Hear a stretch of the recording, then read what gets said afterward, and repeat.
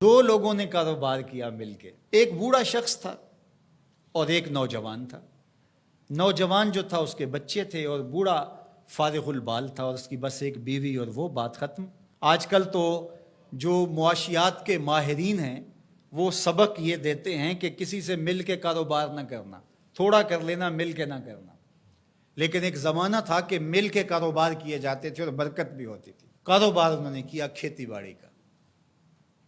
تو جب کھیتی پک گئی اور اناج کے ڈھیر لگ گئے تو اناج کو دو برابر حصوں میں تقسیم کر لیا اور کہا کہ ایسا کرتے ہیں کہ ایک مرتبہ اپنے اناج سے کچھ گندم اٹھا کر کے آپ گھر پھینک آئیں اور میں یہاں پہرا دوں، اور پھر میری باری ہو میں پھینک آؤں اور آپ پہرا دیں۔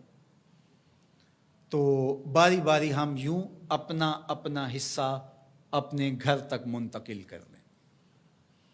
عدل کے تقاضوں کے مطابق دو برابر حصوں کے اندر یہ ہے عدل، تقسیم کر دیا گیا۔ اب احسان کا رنگ دیکھیے۔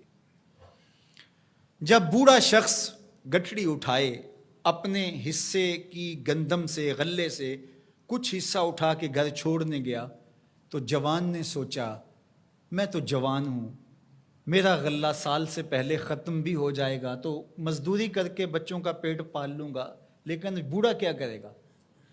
اس نے اپنے حصے سے تھوڑا سا حصہ اس کی جانب اور کر دیا۔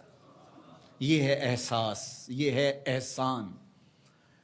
خیر، اب بوڑھا بیٹھا اور یہ کوئی تھوڑا سا سامان اٹھا کر کے اپنے گھر منتقل کرنے گیا تو بوڑھے نے سوچا ہم تو دو گھر کے فرد ہیں، ہم تو جیسے بھی گزر اوقات کر لیں گے، اس کا غلہ اگر سال سے پہلے ختم ہو گیا، چھوٹے چھوٹے اس کے بچے ہیں، یہ کیا کرے گا؟ اس نے اپنے ڈھیر سے تھوڑا سا سرکا کے اس کی جانب کر دیا۔ اب ایک پھیرا وہ لے کے جاتا، ایک پھیرا یہ لے کے جاتا۔ جب وہ جاتا تو یہ اپنی جانب سے ادھر کر دیتا، جب وہ جاتا تو وہ اپنی جانب سے ادھر کر دیتا۔ دونوں کے گھر بھر گئے لیکن غلے کے ڈھیر بھی ختم نہیں ہوئے۔ یہ ہے احسان۔ پھر سوچنے لگے یہ ہو کیا رہا ہے، تو پھر راز کھلا کہ ہم یہ کرنے جا رہے ہیں۔ تو جب احسان کرو گے تو وہ بھی احسان کرے گا، تم اس سے بڑے سخی تو نہیں ہو۔